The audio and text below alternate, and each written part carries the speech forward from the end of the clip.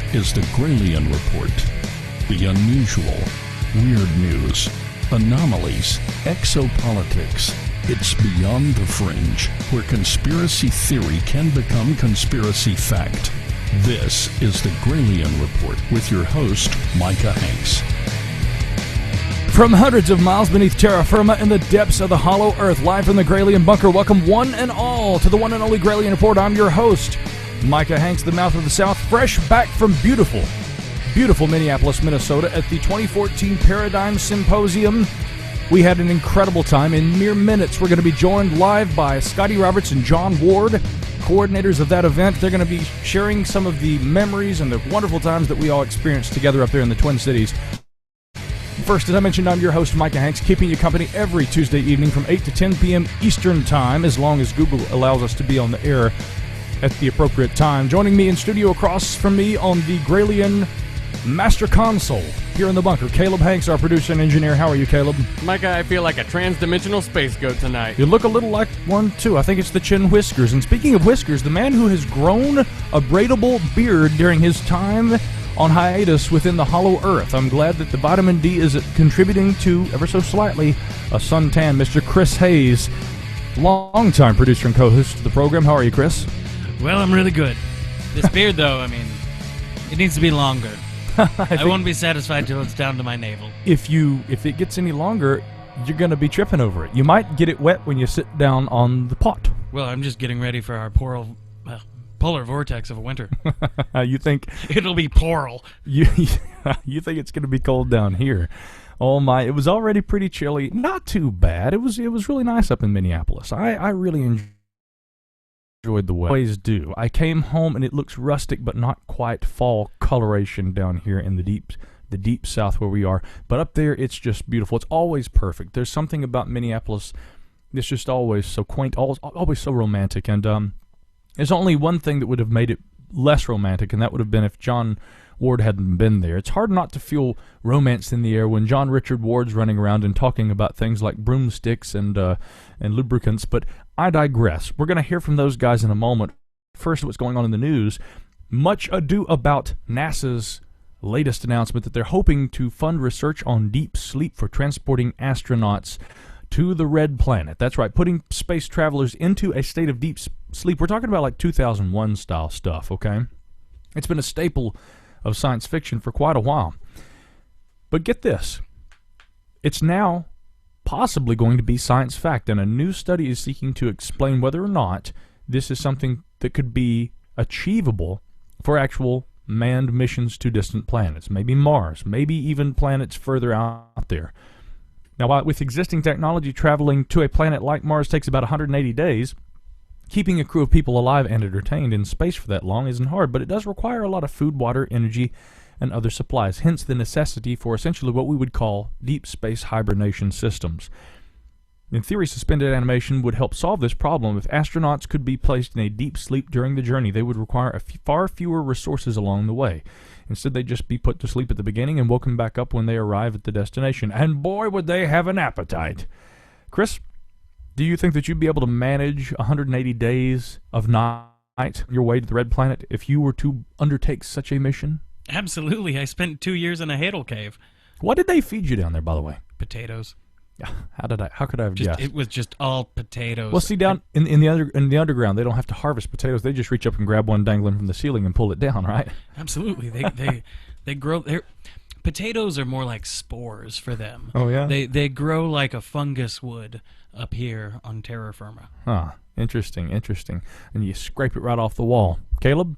I think I could probably do pretty well because I usually am up at night. I rarely see the light of day, and I'm always in a very small room working on a computer. So I think I could do it, but I just don't think I'd want to. Yes, whether or not you'd want to is another case. Well, interesting stuff, because as we're looking at moving to the next terrestrial body nearest us, now I'm not talking about the moon, by the way. The moon, we've got, well, I don't know, the moon might resemble Mars a bit tomorrow night because we're going to have another one of these blood moons. We're looking at some blood moon weather and a total lunar eclipse. Discovery actually reported on this. Weather prospects for Wednesday's total lunar eclipse are great for observers hoping to catch a glimpse of the blood moon from all around the United States. The moon will start moving into Earth's dark shadow, signaling the start of the partial phase of the eclipse at 5:15 a.m. Oh, hell! Who but vampires are up that early? Yet again, John Ward might be. The only regions of the United States where poor total lunar eclipse viewing conditions are expected are in New England and the Central Rockies in the Southwest Desert. So keep your eyes peeled. You may get a good look at something going on. But while we're talking about interstellar travel and what's going on off-Earth bodies, NASA's also looking at funding, well, the search for origins of life right here on Earth, and of course possibly what may exist out there. Now, in a new round of funding announced on Monday, NASA says they are allocating $50 million to 7 maybe astrobiology research groups in the United States and elsewhere.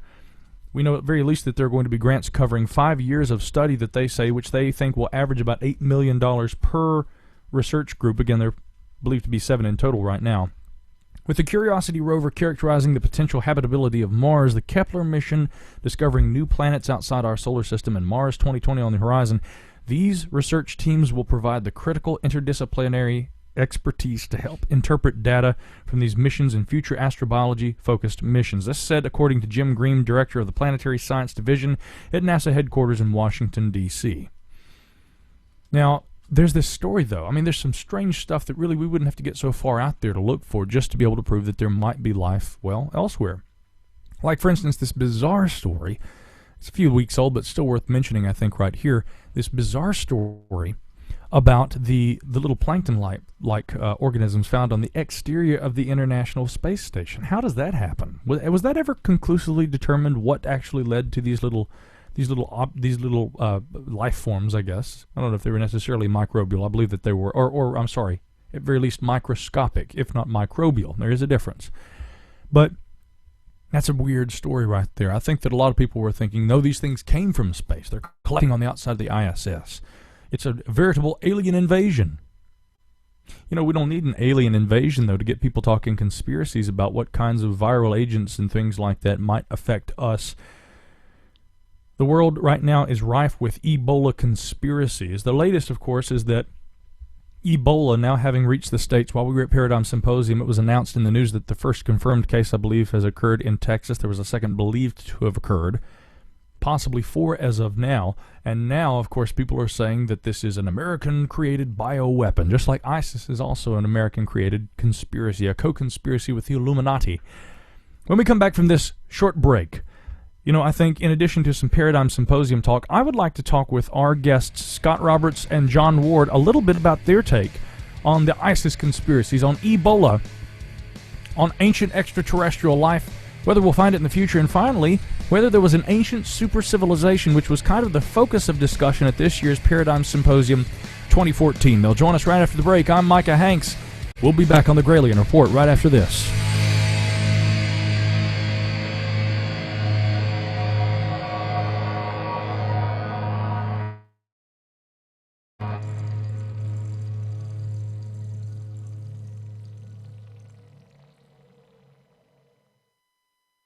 Every day I wake up at 5 to give Dad his medicine. Every day I wake up at 5 to give Dad his medicine. At 6 I make his breakfast. Every day I wake up at 5 to give Dad his medicine. At 6 I make his breakfast. At 7 I shower.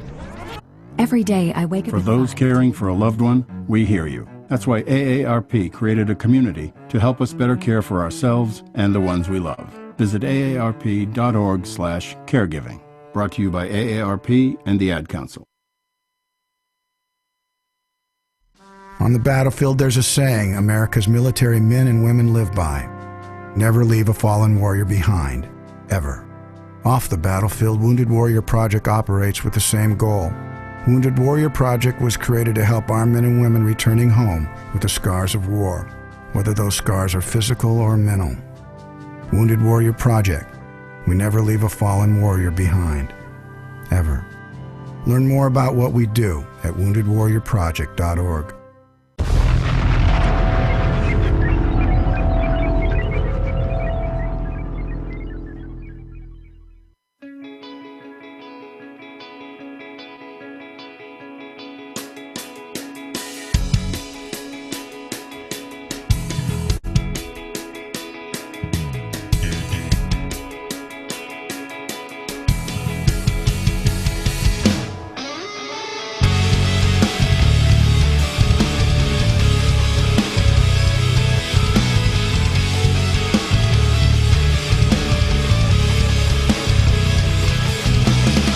I'm Micah Hanks. This is the Gralien Report, keeping you company every Tuesday night from 8 to 10 p.m. East Coast and around the world on the internet for those of you who subscribe to the podcast. And if you are not already a Gralien X subscriber, check it out online, gralienreport.com/X, or just go to the main website there and you'll see a little link there at the top of the page where you can click that and find out how you can get additional editions of the Gralien Report as well as the monthly Enigmas program every month. A lot of good stuff out there to enjoy. And speaking of good stuff to enjoy, we are joined right now by a couple of remarkable gentlemen. I really think these guys are remarkable after what I saw happen in Minneapolis this weekend. It was one of the best events I've ever attended. My friend and co-host of the Paranormal Report, Mr. Jim Harold, actually called me today and said, I don't know about you, that was the best event I've ever been to. It was the Paradigm Symposium 2014, and joining me now are Scotty Roberts and John Ward, the coordinators of the event, which, of course, I co-founded with Scotty back in 2012. Guys, do you think Ebola, before we even talk about Paradigm stuff, is Ebola an American-made conspiratorial viral agent? Glad I left the Twin Cities when I did. Ebola 1. One moment. Ebola 2. American 0. I'm sorry, what was the question again? You guys should check yourselves into a psychiatric ward first, and then Hang go on, to I the just dropped my broomstick and my lotion. Hang on. Oh, gosh. There you go. Oh, that's all just my week, gimp- all my week gag. long. This is Hang what I on, put up with him. just a minute. I wonder about the whole man-made thing. Now, John can talk to this much more concisely than I can, but in my opinion, and some of the things I know, some of the things John passed on to me months ago, Like Ebola. how ISIS was contaminating whole village water sources with dead bodies and things like this. I think it is not at all far-fetched to believe that it's a manufactured disease.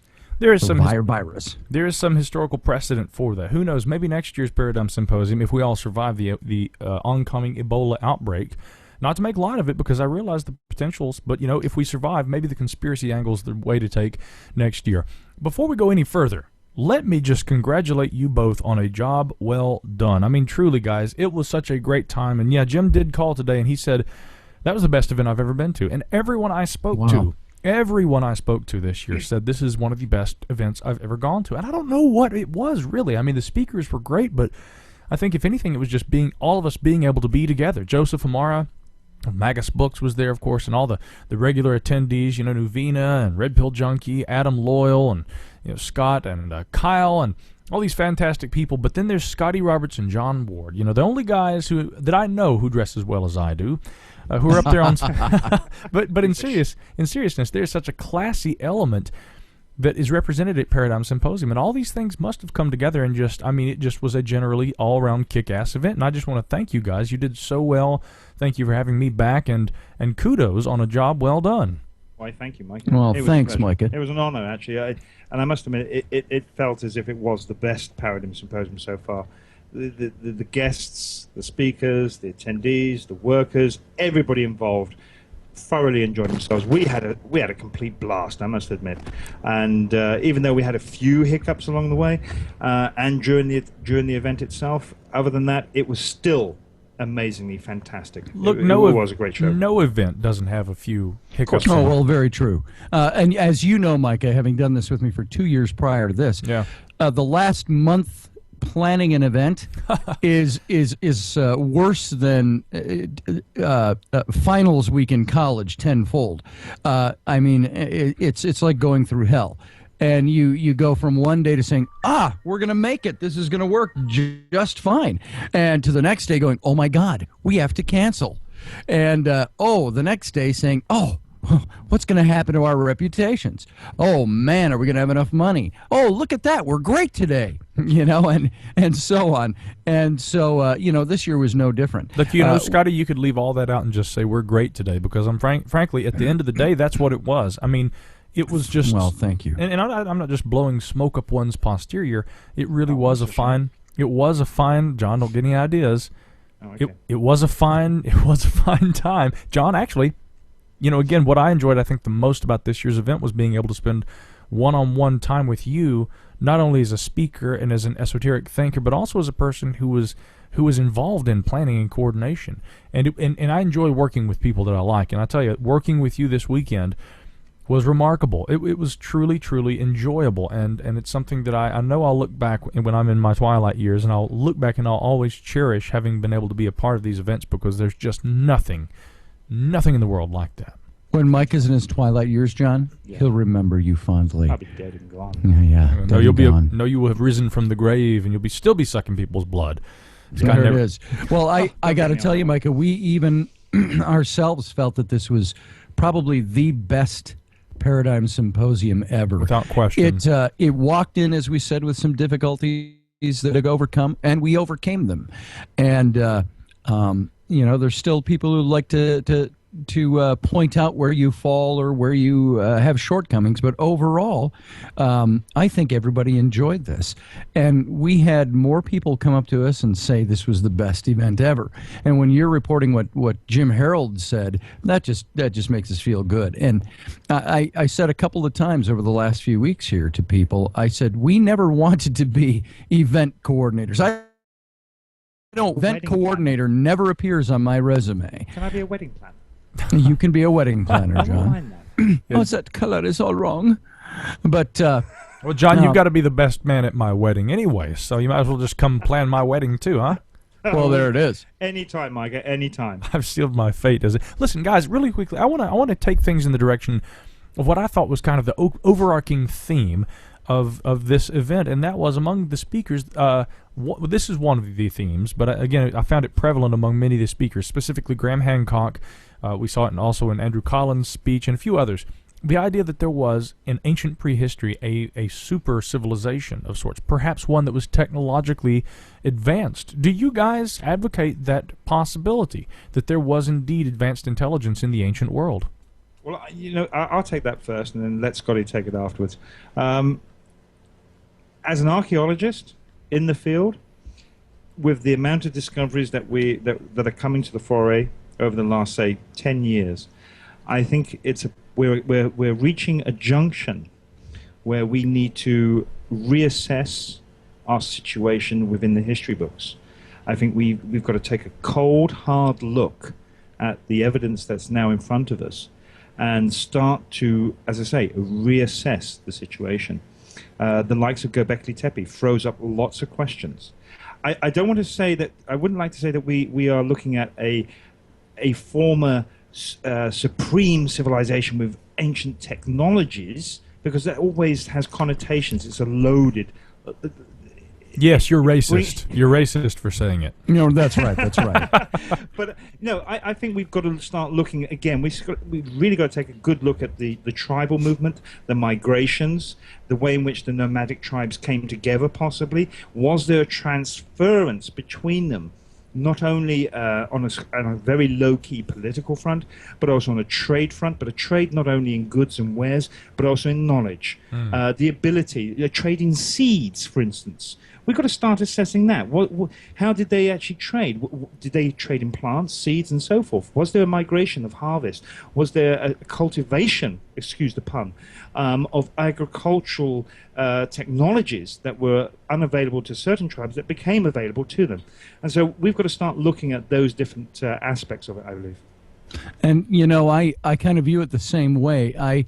I would think that ancient civilization was probably a little more advanced than we like to believe. And now that's just a belief of mine. I don't have archaeological proof for that or any empirical data for that. Didn't you channel that? He channeled it. I did not channel that, I have to say. I just asked. But when you look at the structures that they are finding that have completely already rewritten history, remember they used to say that the Sumerian culture in Mesopotamia was the oldest established civilization of mankind, dating back to as early as possibly 4500 BCE. Yet they find Göbekli Tepe, which is 8,000 years older than that, and very sophisticated in its architecture, very sophisticated in its artwork, sophisticated in its sculpture. And when you find that site along with other sites very similar to it, and then they're finding sites in other places in the region and around the world that have that kind of detail to the culture, you have to say there is something different here. I liked in Andy and Micah, you were standing backstage with me, and we could see the reverse of the screen, of the projection screen. We're standing in the dark on the stage waiting to go on to dismiss Andy Collins. That was when all of our, well, not dismiss his theories, dismiss him from the stage. And dismiss him from the stage. And he was showing artists' renderings of how the people they thought may have looked based on facial cranial reconstructions and other artifacts that were found. I didn't hear everything he was saying about that, but they showed how they think they may have dressed, how the belts would have looked, how the hairstyles would have looked, and the robes would have looked, and things like this.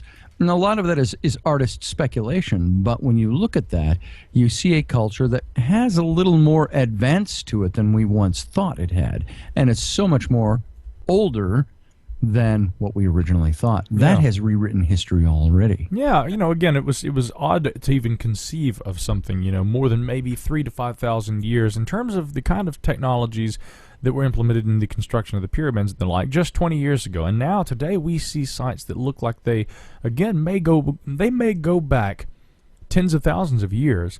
Just to cut into them, though, I mean, that also goes hand in hand, though, with the dissemination of information. We've got to remember that, again, we talked about this quite a lot over the symposium. The internet has allowed people to kind of digest and assimilate the material, and I mean, when I mean that, I mean the archaeological material, the reports and so forth, that have been prevalent within certain circles for way over 150 years. And they've always been held, locked, one could say, locked behind the hallowed halls of libraries and so forth. But it's always been accessible, it's always been there. But the internet has allowed that information to become more mainstream. And so when we talk about this, we've got to be very careful that we kind of dismiss, in a way, the work that has been done by previous scholars and archaeologists, anthropologists, and such like for the past 150 to 200 years. I mean, if we go back to the Edwardian era, 1852, there was some remarkable work being done with regards to especially when the Darwinian theory came out. People were going around all over the world trying to prove and dismiss his theories, but in the process of doing so, they were making some remarkable discoveries. And one that just sticks to mind is when Flinders Petrie was in Egypt, in the Theban Mountains, not because he was there to look at the pyramids or anything of an Egyptian style, but he was actually looking for flint tools to bolster Darwin's theory. And the likes of Edward Bulwer-Lytton, that's him. And we can go over to, my mind's gone blank. Who was going to say? It wasn't blank before, you mean? Schliemann? Schliemann? Is that what you're going to say? I was going to say Schliemann. I didn't think you were going there. If I was going to say Schliemann, Maria would kill me. Don't say, John, don't say Schliemann. Schliemann? No, not Schliemann. But no, seriously, I mean, we've got to acknowledge all these previous archaeologists and their previous reports, because if we don't, we're lopping off a whole lump of history of our own. Absolutely. Really quickly, before we change gears a little, I want to ask you about a couple of specific theories, and maybe some of your own. But Chris Hayes here in studio, co-host of the program. Chris, I'd like to ask you this as well. From an anthropological background, which you have, do you think that it is conceivable that there were ancient traditions which have not been represented in the archaeological record thusly, but which may have existed in ancient times, and could some of them have been advanced, or is that entirely impossible? Now, be honest. I know you're a skeptical ilk like I am. What do you think? Because I sometimes have issues with the super advanced ancient civilization theories. I don't think it's entirely impossible, and I don't know anything about super advanced civilizations, but what the Göbekli Tepe thing suggests to me one of two things. Either widespread agriculture in a single place started way before we think, or the far more romantic idea that I like is the fact that Göbekli Tepe may be a central trading area which cultivated a tribute society there. It allowed the people there to be leisurely while other people brought them things to create the structures they did. Kind of ties in a little with what John was saying there, too. I mean, about the necessity for the analyzation of trade. Because, again, before there was really, again, what we consider in modern civilization currency, obviously. I mean, trade existed. Economics has always existed. Dealing with the science of what we would call scarcity. And all people, since the beginning of time, have all dealt with it. But how did people in ancient times deal with it? And And in interesting terms, I mean, again, when we think about that, again, as economics, as scarcity, when we look at ancient Egypt, which is kind of the heart of the work that the two of you do, Scotty and John, we look at the Egyptian pyramids, and these are great monuments, no matter who had built them. Had they been built today, or had they been built, 3,000 to 5,000 years, or even earlier, as some have suggested. Where do you guys stand on that, about, first of all, the age of the pyramids, and then also the importance of those monuments in relation to the economics of the ancient world?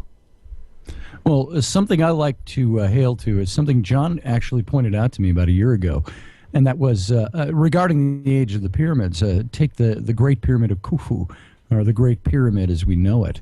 There was found on the shore of the Red Sea, on the eastern shore. And mind you, most of Egyptian civilization sprouted along the Nile. And you've got, a couple of 100 miles, maybe 100 to 150 miles in between the Nile and the Red Sea. And in that desert mountain region, but they found, it was just found last year, wasn't it? Yep. They found old papyrus and shipping materials.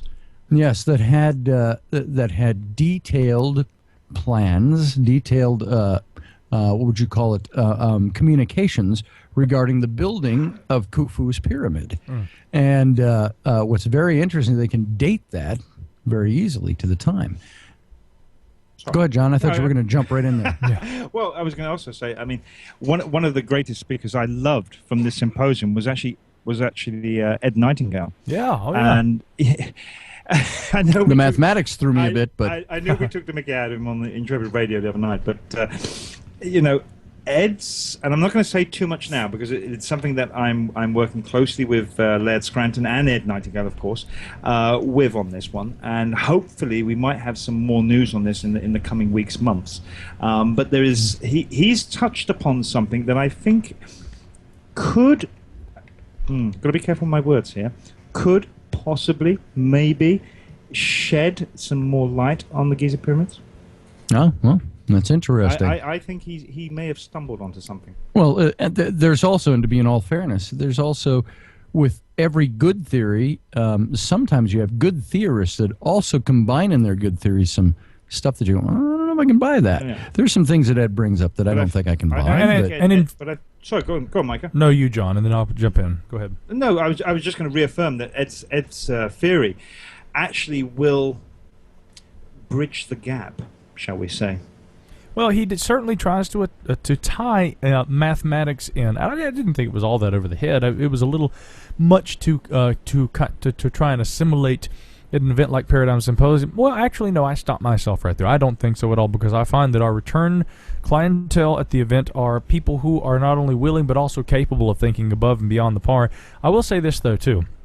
I will say that when it comes to agreeing or disagreeing with people's theories and where people go, that's one of the beautiful things also about the Paradigm Symposium. In addition to the ancient mystery stuff, actually somebody came up to me and said, boy, there's an awful lot about ancient Egypt this year, as there was last year, but there was also an awful lot about UFOs. Chase Kletsky and myself, Nick Redfern, and Richard Dolan, a new addition to this year's Paradigm Symposium, these were all well, actually, Chase's lecture was more ancient mysteries just as well, but she is well known as a UFO researcher, and the lecture given by Richard Dolan was a great overview of modern. It sure was. Yeah, but I'll tell you this about it, though. I don't agree with everything that Richard Dolan says with regard to his perception of the UFO phenomena. I tend to be far more skeptical of UFOs.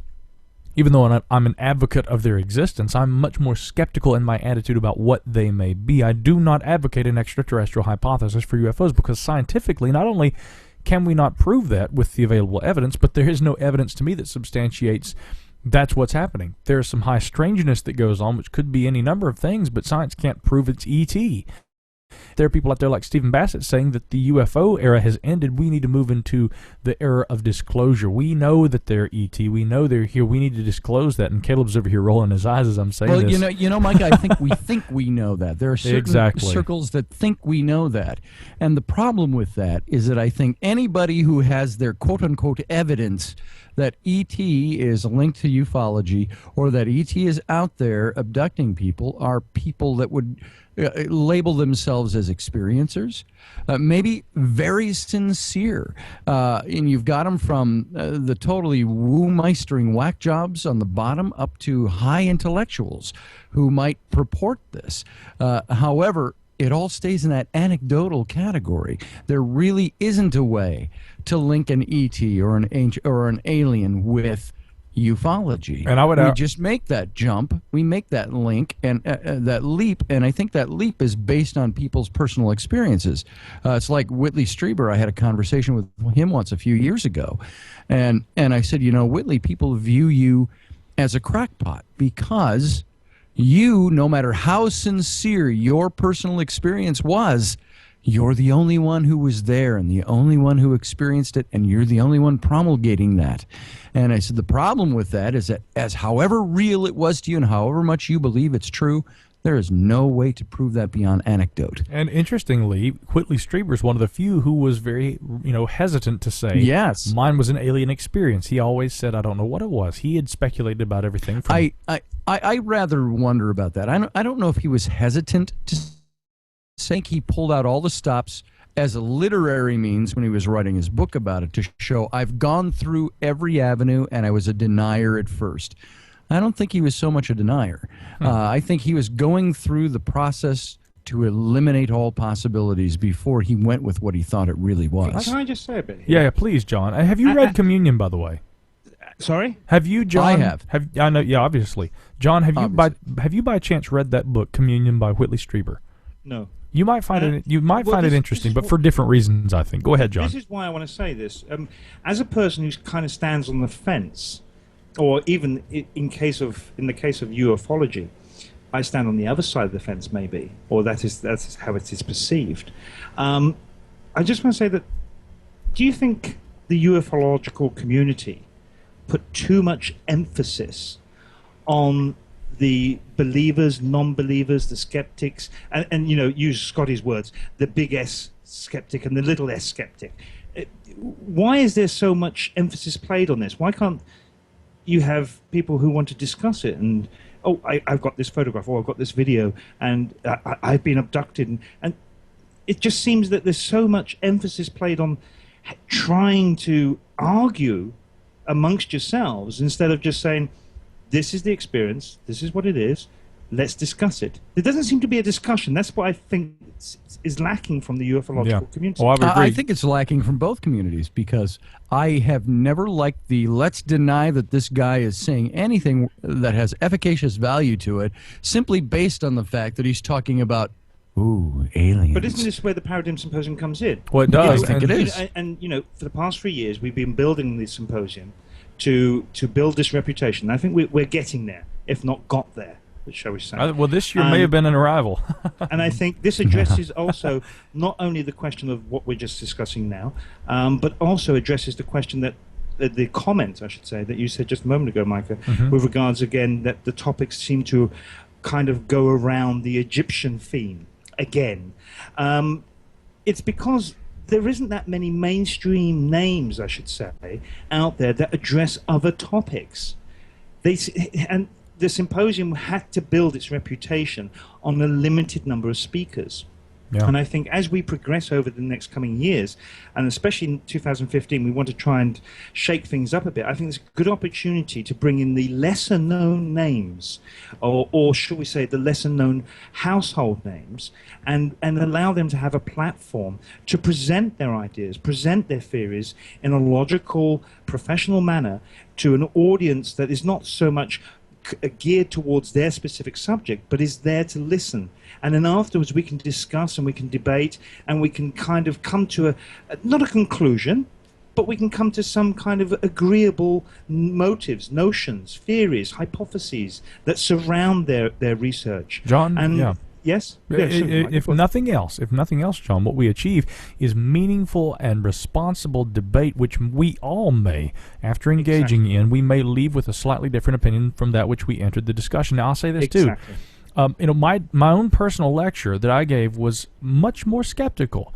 By the same token, I also criticized what I call the big S skeptics who think that they've figured things out completely in the absence of actual factual evidence. I actually, during my lecture, point out how much the big S skeptics speculate just as much as the quote-unquote believers do. Well, that's something I've always said, is your big S skeptics are making as great a leap of faith in what they're saying as the people they decry. Do you think there's room at the Paradigm Symposium for a whole, say, panel of skeptics to come I forward? think there is. As a matter of fact, I think that'd be pretty cool to have them there and have their own tables there, and we can bring everyone together to have these discussions. I know we have had we had P.Z. Myers last year, and I loved P.Z. I liked PC. I know a lot of people don't like him, but I loved his presence at the symposium because he brought that other aspect to it. Yeah. And he has his opinions, and I respect his opinions. I respect the way he kind of ripped us apart in some areas. Yeah. But I appreciate where he's coming from. And I appreciate that. And I think we he's have more of that. Like everybody else. At the symposium. Like even the people on the opposite side of his viewpoints, they all have a starting point. They all have a leaping off point. I think P.Z. Myers has a leaping off point. He can't say in all candor and earnestness that his leaping off point does not have a bias to it. And I think what we could do, we've had guys like Bob Blazkowicz, who came in from, I forget his publication. What's the name of the man Skeptical Inquirer. Skeptical Inquirer. He came last year and the year before. He was not here this year. I thought he was going to make it this year. Yeah. But Bob came in 2012 thinking we were a bunch of woo-meistering whack jobs. And what he found in leaving was that he found there was common ground, because he found that these people do think. They do present theory. There are some people, of course, he didn't agree with, and that's just fine. But I think the Paradigm Symposium is here for this reason. It is to bridge that gap. It's a platform. It's a platform. And, this even goes deeper, guys. And, I don't want to get too philosophical with this, but it is about respect. And it's mutual respect. And I think that's something that is really lacking, not only within our own alternative and everything that we're talking about right now, but also within the world. Absolutely. We are losing respect for each other, racially. Absolutely. It's the cause of so many problems. That's something I enjoy about the meaningful conversations that I had after hours with the two of you, and that's something else that people talk about Paradigm Symposium. They say the speakers are great. What you hear from the speakers is great. But, we had people playing guitars in the hotel. There are people engaging, in debate and discussions after hours. John Anthony West, the night that he arrived, and Graham Hancock as well. Both of them, they're down there in the hotel. They're greeting people. There is such a camaraderie. People came up to me and said, you go to other events, and the speakers owned off. They're kept away from the crowd. At Paradigm Symposium, it's not like we force the speakers. We don't force them to do anything, and some prefer to stay in their rooms. But even at the first one in 2012, Eric Von Daniken, who I want to come back to here briefly in a moment. Eric Von Daniken was sitting out there smoking with people. I mean, the speakers... one of my favorite stories about Eric Von Daniken is that he went out on the bench and smoked outside, and he had his drink with him, and people walked up to him very sheepishly. This young couple walked up and said, "Hello, Mr. Von Daniken, we just wanted to meet you."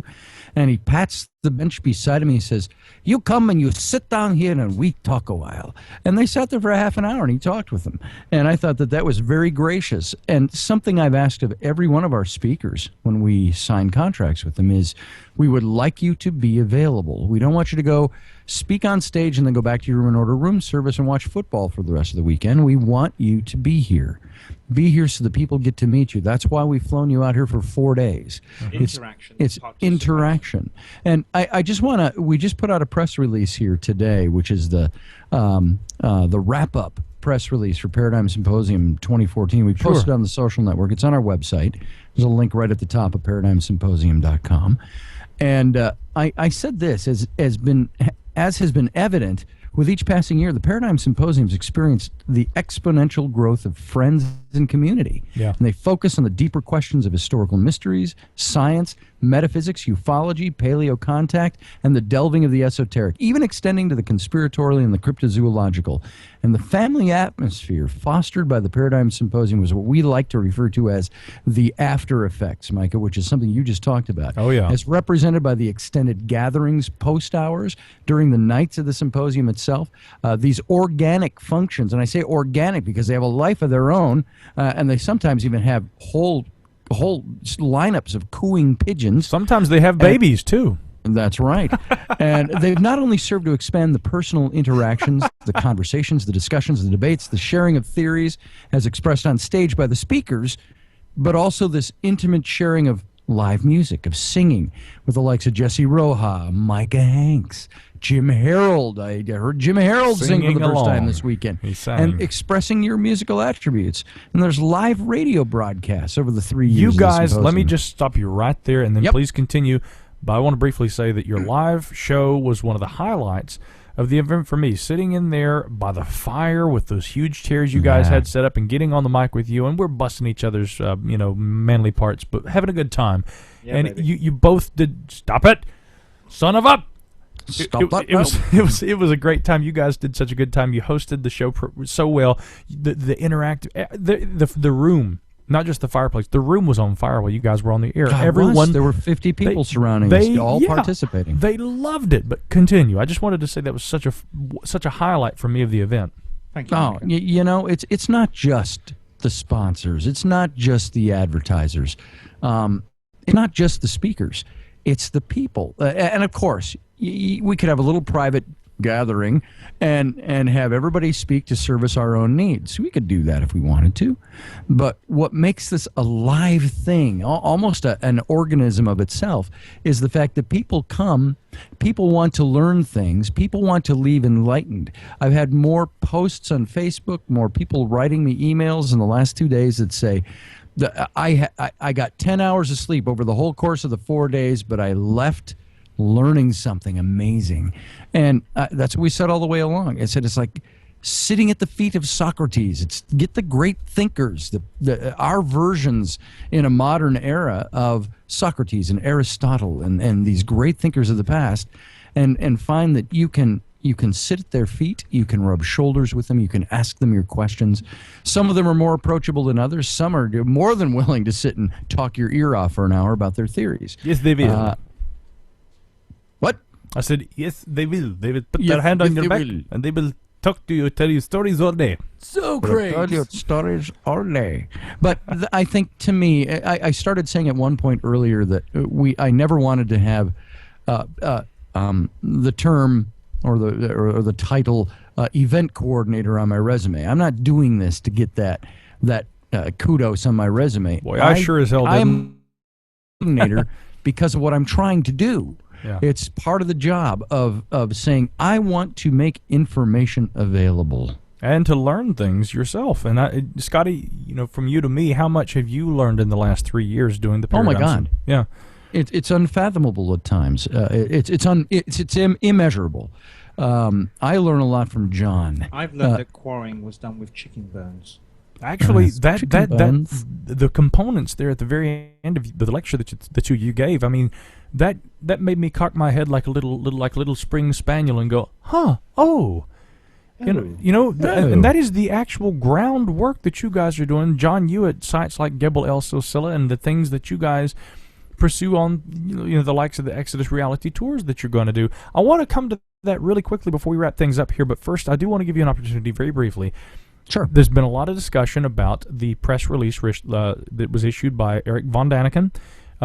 I noticed that a lot of people came up asking questions, and no single person at all over the course of the weekend was upset about the circumstances. And I didn't see anybody upset. I had only 2 people ask me directly about that. And I didn't have anybody. And John didn't have anybody. Numerous people asked me, but one person even said, no, I shouldn't say this, because they actually said some things that were a little bit antagonistic toward Eric von Daniken. I know that you two have already said publicly we wish him the very best, and it's unfortunate things didn't work out. It's funny because von Daniken did issue a statement, but there wasn't anything necessarily critical, and frankly I think there's a little bit of dispute over who may have authored that press release. Sure, Let's not get into that right now, but I wanted to give you the opportunity briefly if you'd like to address that at all in any capacity. Well, we just put up a press release, and we said that prior to the event, we said, you know what, we're going to release a press release on this and address some of these issues, but we're not going to do it before the symposium. We don't have time. We're too busy putting an event on. So John and I sat today and we crafted a press release, and we put the links out on Facebook. It's up on the website, theparadigmsymposium.com. In the header at the top, you'll see the link it just says link to the Paradigm Symposium 2014 press release. And I'm going to express this. This is right from the press release. And regarding Eric Von Daniken specifically, because you asked on this. Sure. We say, of course, despite the wonderful family atmosphere at the event, as well as the overwhelming good spirit of the endeavor, we need to address the elephant in the room.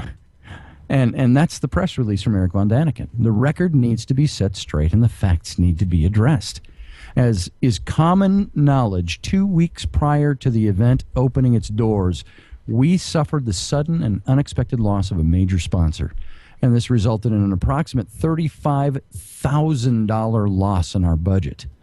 And now, mind you, when we do these events, they're supported by sponsors. They're supported by advertisers. Some of them are corporations. Some of them are private individuals. Some of them are anonymous. And Micah, you know one of our big anonymous donors. Mm-hmm. And when you get somebody that gives you their word that they are going to sponsor your event, that's your budget. You build your budget on that. And so when we ended up losing this, our initial reaction was, frankly, to cancel the event and to reimburse ticket fees. It's an option we wish to engage at all, but which had to be taken into really serious consideration. There was a day I sat with my face in my hands going, I think we're going to have to cancel this. And however, after much deliberation and closer inspection of the financial situation, we were able to raise some of the funds necessary to cover a portion of the loss, for which we're extremely, I got to tell you, we are extremely grateful to the generosity of new sponsors who stood to our aid at the 11th hour. The 11th hour. You try to raise $35,000 in 10 days. Oh, yeah. And after working diligently with only 10 days to spare, we found ourselves still operating at a deficit of nearly $20,000. And we were left still needing to make some deep cutting sacrifices to enable the Paradigm Symposium to open up as planned.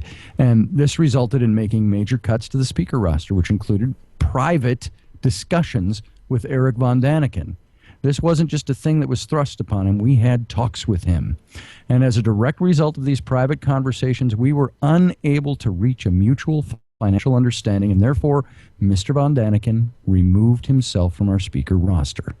Now, we're grateful, however, to all of our speakers who stood by us and believed in the Paradigm Symposium and remained absolutely loyal to their fans who bought tickets to see them. And I also have to say we have to address the other smaller white elephant in the room in this, in Mr. Von Daniken's press release, and that's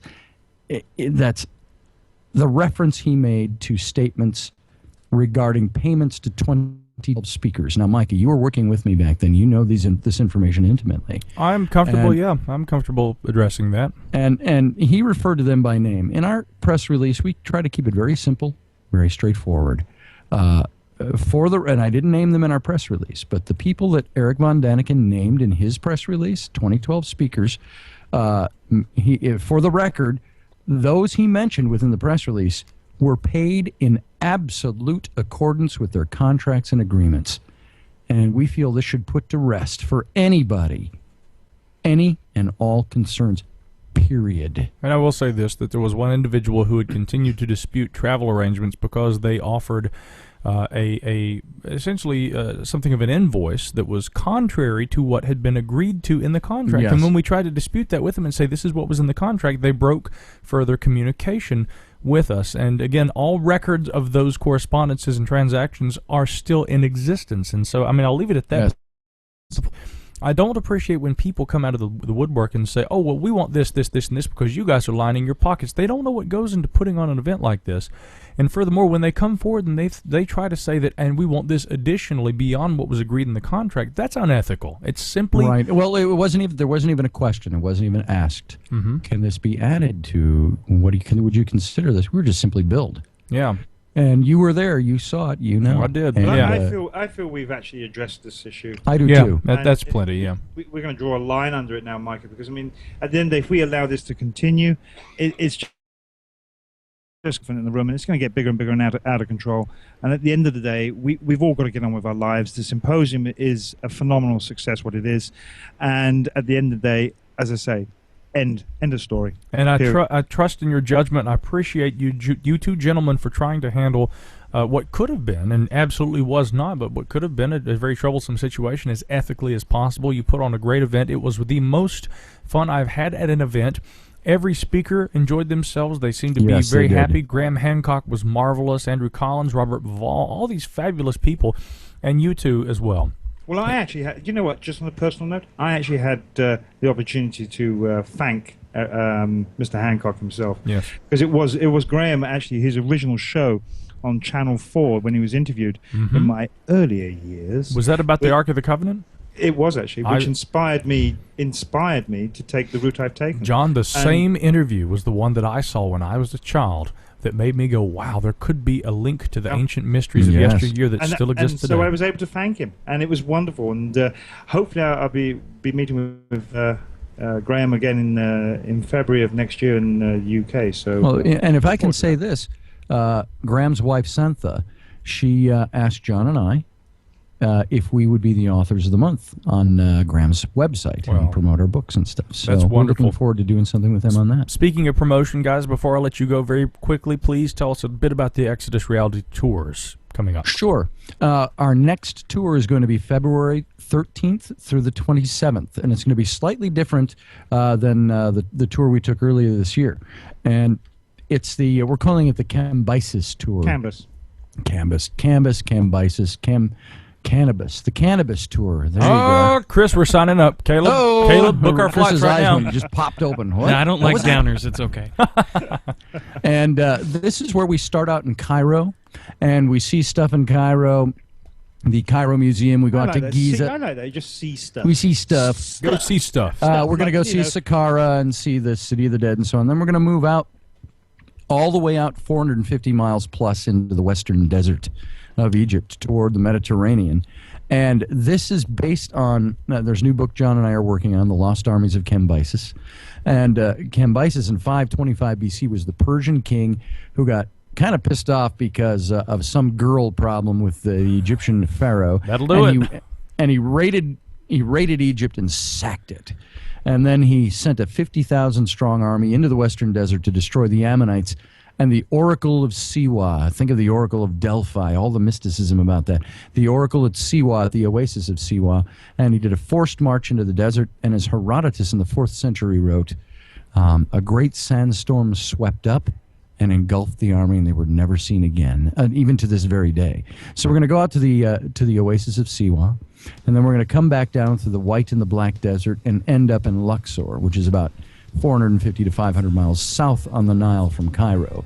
And we'll see the Valley of the Kings and Deir el-Bahri and Hatshepsut's Temple and Ramesseum and all the temples there, Deir el-Medina, Menedat Habu, everything that's over there. And we may end up on the Dahabea, the Nile riverboat for a bit. We'll be staying on the Dahabea when we get to Luxor. We'll be staying there on the boat. Sounds marvelous. I hope truly in the future I will be able to work it out in my schedule and yours to attend and join you guys on an Exodus Reality Tour. It's exodusrealitytours.com, correct? No, it's just simply exodusreality.com. exodusreality.com. Scotty Roberts and John Ward, gentlemen, truly, it has been my honor, privilege, and pleasure spending the last few days with you, and here's looking to many more adventures on down the road. You have my support, and you have my admiration, and most of all, you have my friendship. Thank you. Fantastic. Same here, Micah. Thank you very much. Eve to you both. Ladies and gentlemen, when we come back here on the Gralien Report, we're going to pick up where we left off on our Halloween renditions and look at a few of the odd aspects of the death of Edgar Allan Poe. Stay tuned. We'll be back right after this.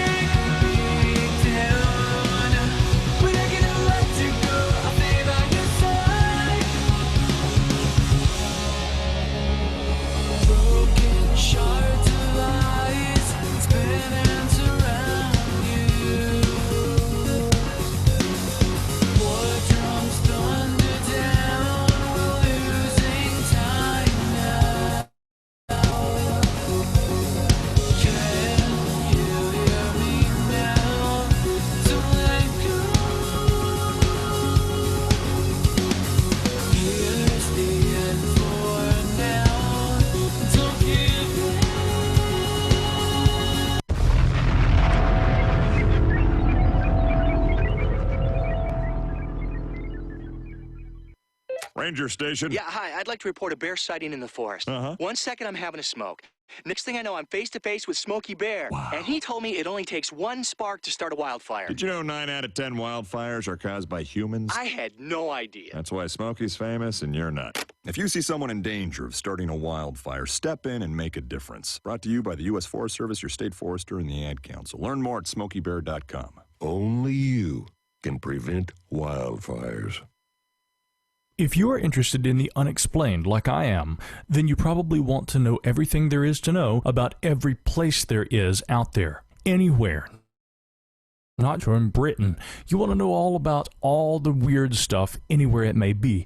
And one of the less often discussed areas of Forteana and the unexplained is Australia. And that's why the latest book by Andrew Nicholson, Weird Australia, is a must-have for any paranormal enthusiast's collection. It details and documents reports of yowies, bunyips, and all different kinds of strange happenings that have taken place down under. It's Weird Australia by author Andrew Nicholson, available online as an ebook download on Amazon.com. That's Weird Australia. What are you waiting for? Check it out online right now at weirdaustralia.com. This is Louise. Going online. Okay, so hit that green button. This is her first video chat. Oh, Luisa? Oh my gosh, there she is. And the first time she's seen her niece in 5 years. It's so good to see you. See what the internet can help you do at everyoneon.org or call 1-855-387-9166 to find a free training class near you. Oh, I've missed you. Brought to you by Connect to Compete and the Ad Council. Diary entry, August 15th. My joints ache. Today I can hardly move. I need some answers. September 3rd. I'm tired all the time. What's going on? What's going on? June 8th. I woke up with a rash on my face. I want to know why. For answers, ask your doctor the right question. Could I have lupus? For answers, for support, for hope, visit couldihavelupus.gov or call 1-800-994-9662. Brought to you by the U.S. Department of Health and Human Services Office on Women's Health and the Ad Council.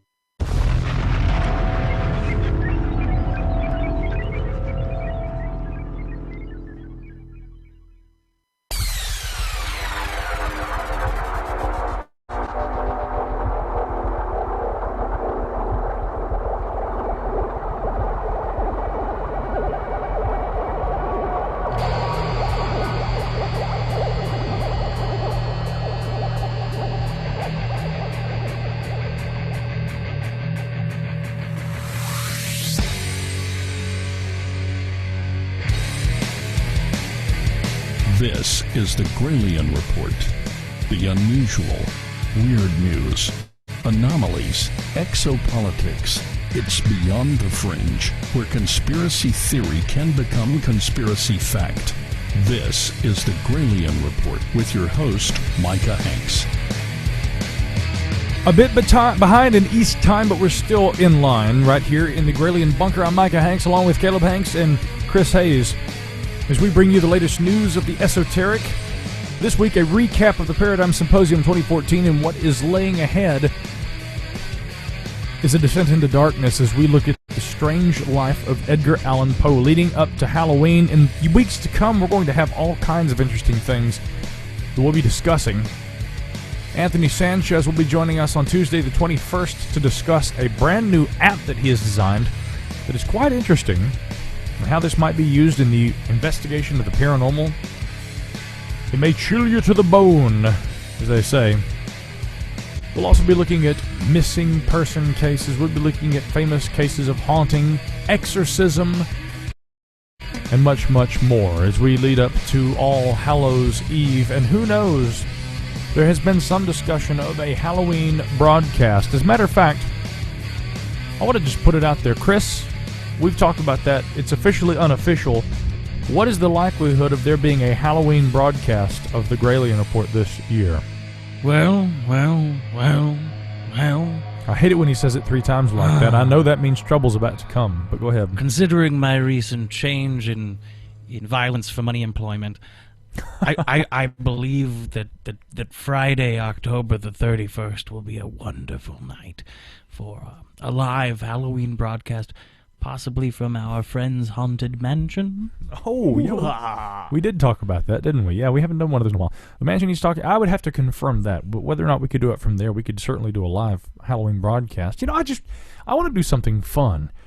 I don't want to talk about something on Halloween that Jason Colavito is going to pick apart and say, no, this isn't backed by science. I think most of us can, with a wink and a nod to one another, tell that some of the things that are discussed on programs like this are obviously bunk.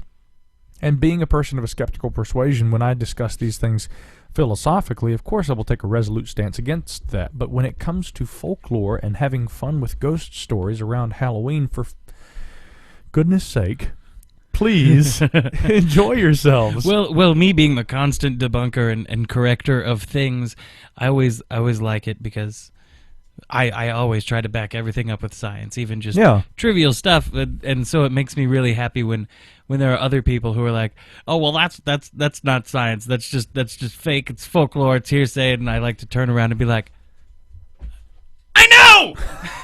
Whoa, you should see how the waveform leapt off the chart. Wow, that's incredible. Caleb's stayed right there. Somehow you just that was a complete... Well, it was science that did that. That was, you used science to override the compressors, and I think I'm looking at this waveform. I'm trying to zoom in on it. I mean, that is impressive, Chris. So, anyway, that said, I like to be able to unbid around the holidays, and Halloween is a holiday, just like shapes. Round is a shape. I'm in shape.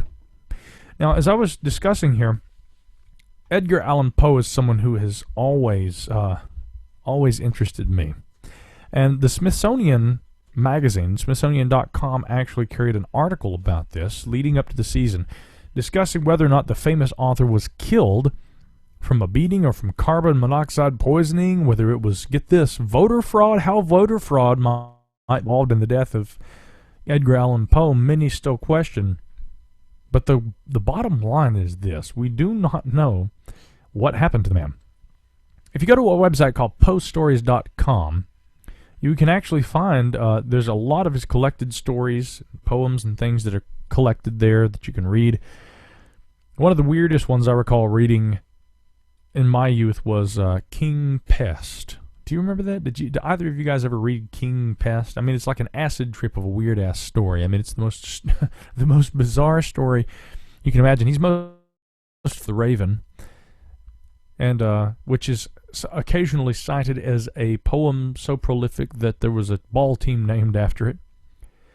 The poem, of course, once upon a midnight dreary, why pondered weak and weary. I mean, those famous lines. I knew a guy in high school, in fact, who memorized the entire poem and got up and recited it. The problem was he spouted it off. Once I wandered, he just ridiculously. If you're going to read these poems and really take in the full effect, you've kind of got to have a sense of nuance and you've got to be able to to tell the story as it was written. I mean, again, with Edgar Allan Poe, for instance, once upon a midnight dreary, while I pondered weak and weary.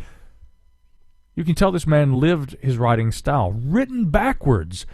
Once upon a midnight dreary, while I wandered, weak and weary, over many a quaint and curious volume of forgotten lore, while I nodded, nearly napping, suddenly there came a tapping as of some one gently rapping at my chamber door. "'Tis some visitor," I muttered, tapping at my chamber door. "Only this, and nothing more." And the way that it's written is so absolutely exquisite, so appealing to the ear. The way you read it was so absolutely sensual. Thank you. So appealing to my pants. Distinctly I remember, it was in the bleak December, and each separate dying ember wrought its ghost upon the floor. And then the raven said, "Affleck." He did. I really think he might. Yes. Deep into that darkness peering, long I stood there wandering, fearing, doubting, dreaming dreams no mortal ever dared to dream before.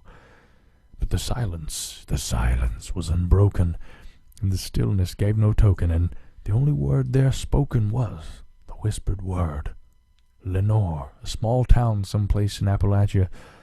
This I whispered, and an echo murmured back the word, Lenore. Merely this and nothing more. You could have so much fun with it. Did you ever see, by the way, why did I just think Edgar Rice Burroughs? Did you ever see Edgar Rice Burroughs reading this? Hell no. Of course you didn't, because there weren't cameras back then. No. Did you ever see Vincent Price with his monologues where he read some of these? Talk about a meaningful reading of these.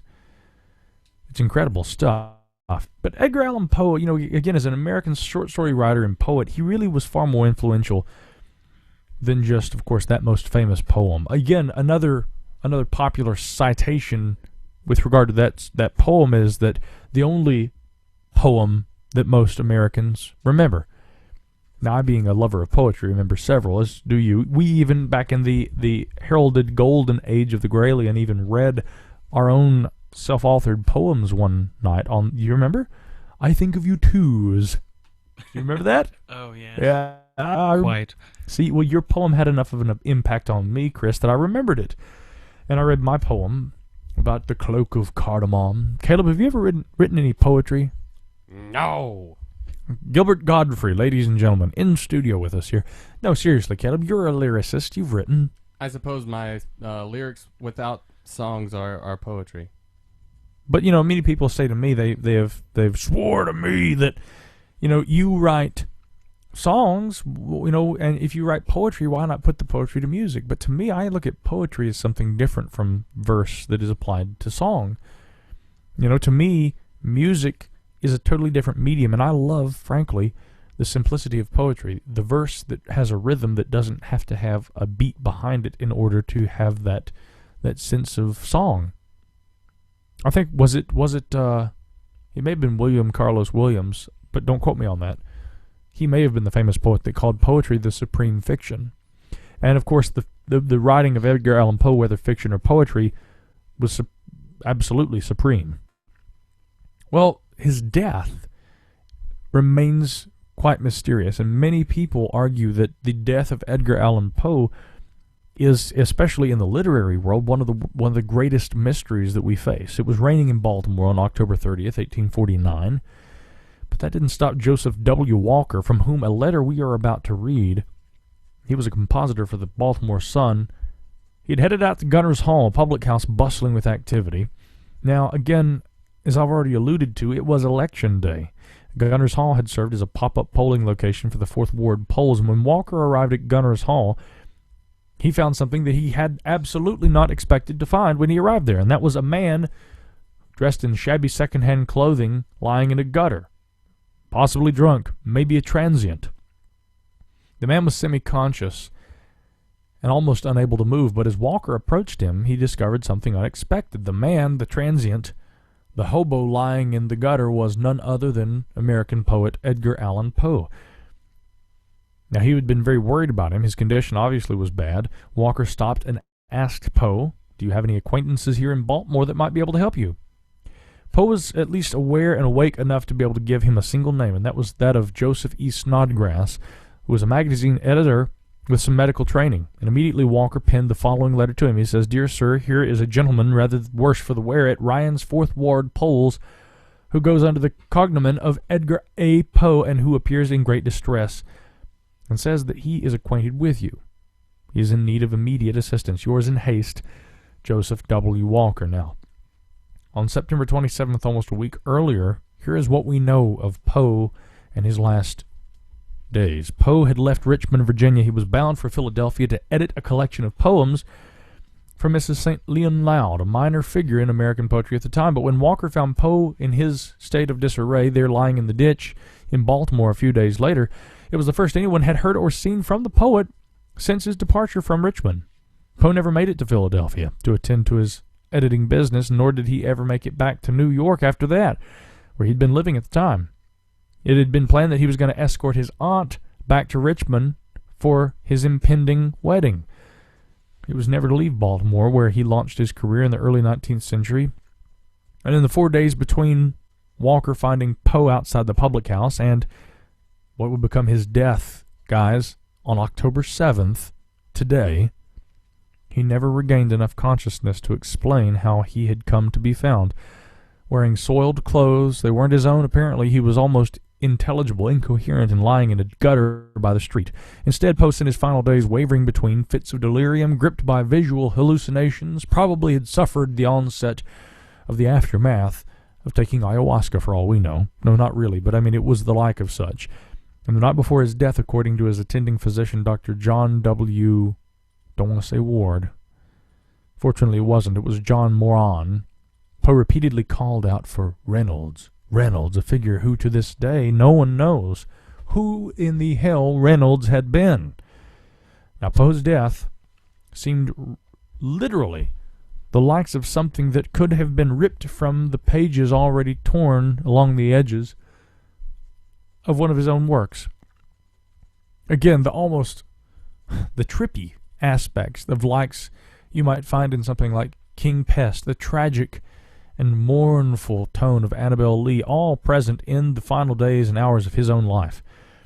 Now let's bear in mind, of course, that Edgar Allan Poe, with his influence, he was the first of American authors to write what later became known as the genre of detective stories.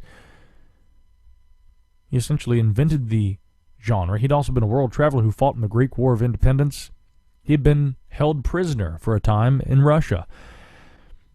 And though his death certificate listed the cause of death as phrenitis, or swelling of the brain, the mysterious circumstances surrounding his death have led many to speculate about the true cause of his demise. Had he been beaten to death? What had happened? Now, one of the more interesting ideas about what may have happened to Edgar Allan Poe actually involved whether or not he had been a victim of what was called cooping. Do you guys know what cooping is? That is where you raid chicken coops. You raid chicken coops. No, that's not it. No, I had never heard of this, though, either.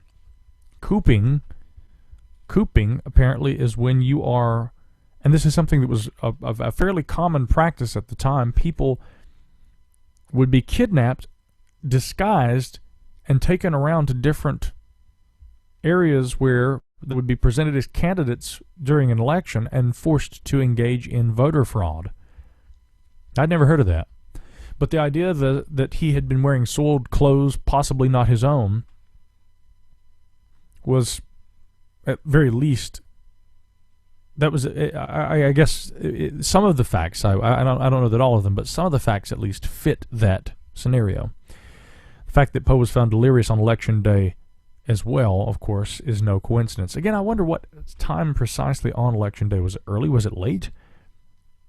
If it was early, well, I mean, had he had enough time to be, moved around from poll place to poll place, switched into different clothes, and then left for dead? Now, over the years, the cooping theory has come to be one of the more widely accepted explanations for Poe's strange demeanor before his death. Before Prohibition, voters were given alcohol after voting as a sort of reward. Caleb, my God, if we existed in those days, we'd all be wanting to vote, wouldn't we? Absolutely. You get out there and you vote, and we're going to give you a beer. Come have a beer. Yeah, and a beer always helps you with your decision in voting. If they were really smart guys, they would have given them the beer before they voted. Yeah, exactly.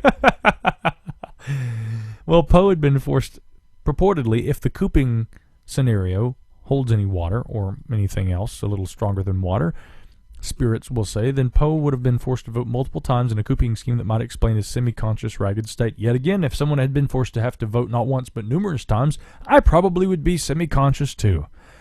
Now, around the late 1870s, Poe's body, H. Ingram, received several letters that blamed Poe's death on a cooping scheme. A letter from William Hand Brown, you should wash them perhaps, a member of the faculty at Johns Hopkins, explains that the general belief here is that Poe was seized by one of these cooping gangs, cooped, and then stooped with liquor, dragged out and voted, and turned adrift to die. God, how much alcohol did they give him? Now, a lot of the ideas, though, have come up over the years that seem to center around demon alcohol. Months before his death, Poe had actually become a vocal member of the team, which he'd said he had struggled with all his life, like a lot of authors. Biographer Susan Archer Tallywees recalled in her biography The Last Days of Edgar Allan Poe an event toward the end of Poe's time in Richmond that might be relevant to theorists that prefer a death by drinking demise for Poe. Poe had fallen ill in Richmond, and after making a somewhat miraculous recovery, was told by his attending physician that such attacks would prove fatal on down the road if, of course, he had continued to drink.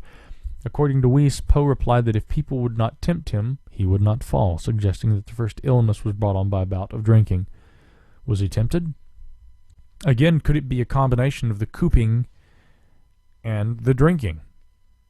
Now, in 1999, public health researcher Albert Donaway had argued that Poe's death actually had to do with not alcohol, but was the result of carbon monoxide poisoning from coal gas that was used for indoor lighting during the 19th century. Donaway took clippings from Poe's hair and tested them for certain heavy metals that would be able to reveal the presence of coal gas. The test was inconclusive, leading biographers and historians to largely discredit Donaway's theory. Heavy metal poisoning, I've already mentioned in relation to that. Some had even speculated that the late author had had rabies. Get this, according to EP, the EP being, by the way, Dr. Richard Michael, no, hold on, is that right? Is that Richard? Yeah, Richard Michael Benitez. He's talking about, oh, I'm sorry, it was an anonymous patient he'd been writing about named EP. Okay, I got you. Who'd been apparently a writer from Richmond, which could have possibly been, EP had been possibly Edgar Poe, is what they were alluding to. Anyway, there had been a theory that this Michael Benitez, who had been participating in a clinical pathological conference where doctors had been given patients along with a list of symptoms, was instructed to diagnose and compare with other doctors as well as written record the symptoms of an anonymous patient called EP, a writer from Richmond. And they had said that without question he had succumbed to rabies. According to EP's supervising, keep in mind this study took place in 1996, according to EP's supervising physician, Dr. J.J. Moran, EP had been admitted to a hospital due to lethargy and confusion. Once admitted, EP's condition began a rapid downward spiral, and shortly the patient was exhibiting delirium, visual hallucination. Again, he is totally taking ayahuasca. Within 4 days, however, the median length of survival after the onset of serious rabies symptoms, as some described, led to the death of this EP. I don't know exactly how possible that scenario absolutely could be. Another has been that there was a brain tumor or that he'd simply had the flu. Some people have said that it was a murder, which brings us back really to the beginning of the road, the idea that the man had been beaten. I don't know, what do you guys think? What seems like the most plausible scenario for the death of Edgar Allan Poe? Anyone? Any takers? I think he got rabies from feeding stray animals. Oh, I think he'd been bitten by that thought it was a vampire that gave him rabies, and he died of hydrophobia. Yeah, likely story. I'm not a big fan of the cooping idea. You're not? Honestly, because how many times could you, like, I don't know. He was a seasoned drinker. It's not like voting 15 times, 15 beers, come on. Well, you know, I mean, I wonder, though, if indeed he was already in a ravaged state of personal health as a result of excessive drinking, and maybe other things too. You know, if he had had underlying health issues that perhaps were not addressed and not even diagnosed as they might have been today, if we take into consideration all these things and then say that perhaps a mob of angry voters intent on committing voter fraud and using him as the medium for that had taken him and had put him to the great test from which he never recovered. I don't know, that seems plausible to me. But the story gets weirder, as we will see when we come back, right after this.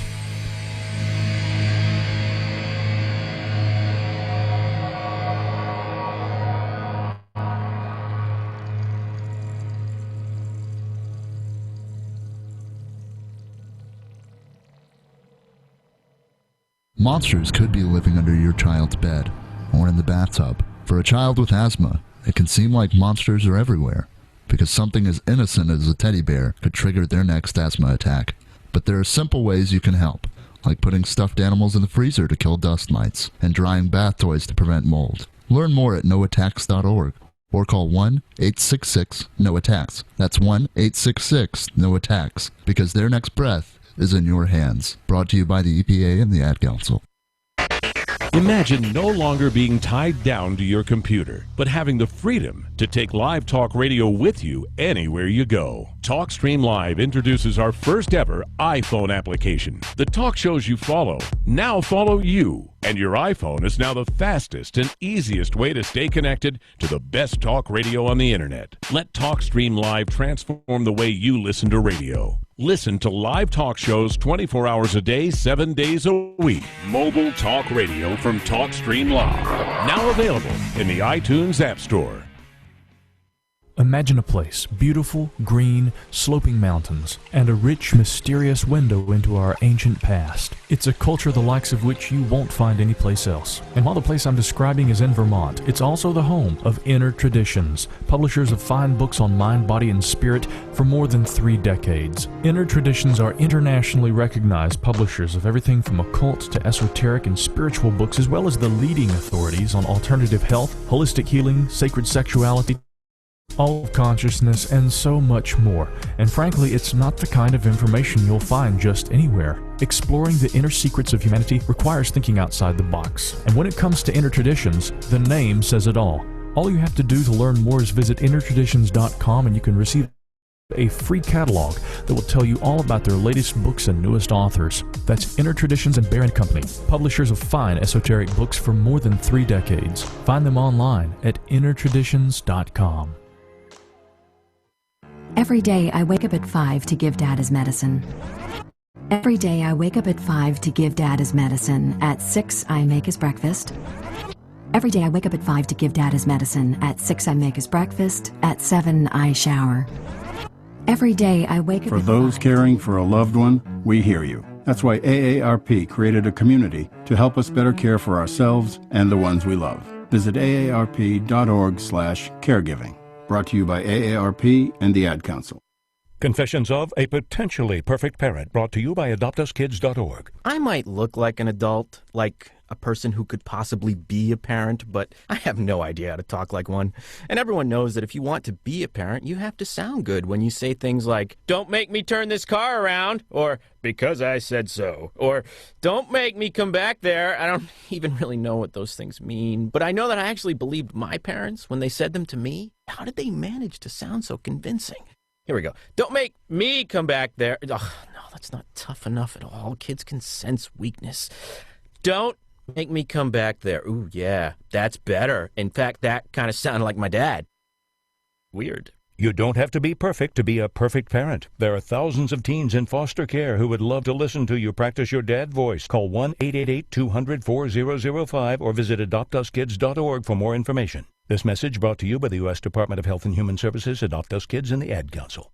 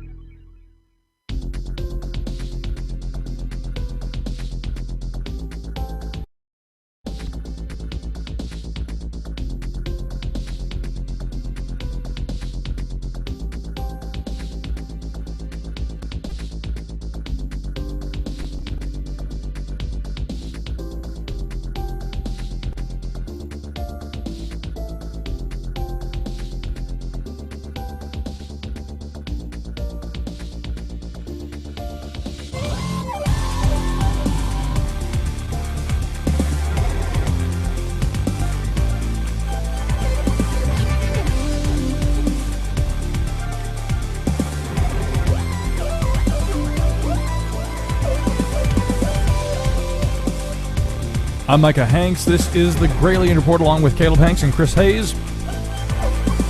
Christopher Hadel Hayes hanging out over there. Times like this, we really need Foo Fighter song, Caleb.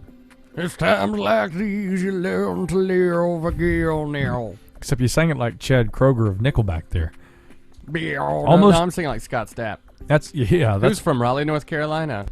Oh, God, not another reason to hate my state. Yeah, that's almost as horrific as what we're about to discuss here with regard to Edgar Allan Poe. Now, EAP, yeah. EAP's death takes a close second to the singing of Scott Stapp. But one of the last letters that Poe wrote, of course, was a note to Mrs. St. Leon Loud, in which Poe arranged to meet her in Philadelphia and to edit a book of her poetry. We already established this, and of course that letter is now in the collection at the Poe Museum. Did you know that there was a Poe Museum?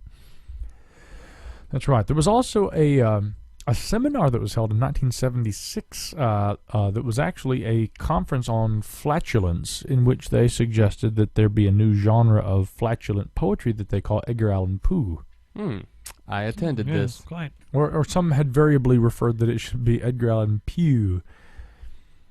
Now, a week before his death, his doctor had advised him not to travel. Of course, it was also established he'd had issues with his health. He couldn't remember the location of his luggage at the time that he was found.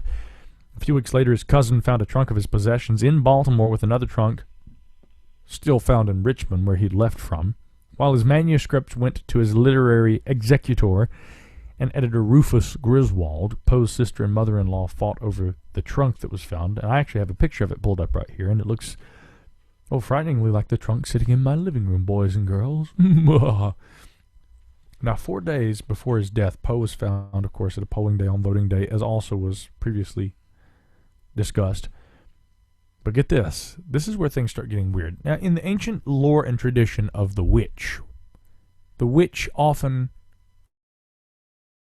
a familiar. Do you guys remember the animal that served as the familiar to the witch? Don't say witch, you know which of which I speak. What was the familiar of the witch in ancient archetypal lore? The black cat. And Poe's cat, it is said, could not live without him. At least according to legend, after hearing of Poe's death, his mother-in-law discovered that Poe's beloved tortoiseshell cat, Katerina was her name, had also just died, just like Poe. Think about that. If that is true, if the cat died in coincidence with his own death, talk about a familiar. I mean, that's a very interesting and distinct, perhaps, parallel. Well, do we have any proof that Poe turned to a newt? That's a good question. Now, we also know that the obituary for Poe had been written by none other than one Rufus Wilmot Griswold, a personal rival of the author, who wrote a lengthy obituary for his enemy that was so libelous that Griswold signed it as a pseudonym. The article portrayed Poe as a madman, a drunken, womanizing opium addict who based his darkest tales on personal experiences. Boy, if that's what happened in King Pest. Yet again, I think he may have been taking ayahuasca. Griswold expanded this account into a brief memoir of the author, and Griswold's distorted picture of Poe influenced popular opinion of the author for over a century. We also know his attending physician dismissed reports that Poe had been drinking heavily before his death, despite the reports that he had perhaps been indeed a recovering alcoholic and perhaps one whom had literally sustained damage to his body from prolonged bouts with the drink, the demon drink of sorts. His friends had spread rumors that he had been drunk at the time that he'd been filmed. Poe's hair, of course, was a collector's item after the fact. Tests later which were conducted on that determined that indeed it probably had not been the theory that he had suffered from carbon monoxide poisoning. Now, Poe, of course, being a famous American author, you'd think that his death would be widely publicized. We know that, of course, that Mr. Rufus had been very angry about it and everything and had written this rather libelous pseudonymous, or pseudonym, well, okay, never mind, we're not going to trip over that word, but anyway, under pseudonym, he had written an obituary.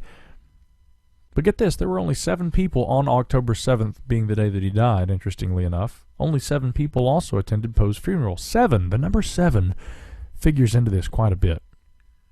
Now, Poe's cousins hastily buried him the day after he died. An observer recalled the ceremony as being both cold-blooded and unchristian-like. One of the attendees, Henry Herring, was later quoted as saying about Poe that I didn't have anything to do with him when he was alive, and I don't want to have anything to do with him after his death. Was he just a real son of a bitch? I mean, what was the problem? Chris, do you know anything about Poe and how he was in life? I mean, the guy, everyone after he died seemed to be like, well, good riddance. No. Nobody seemed to really have anything good to say about the guy. Well, I mean, I don't know. It seems to be like the idea of how we view some... And it's mostly writers and musicians.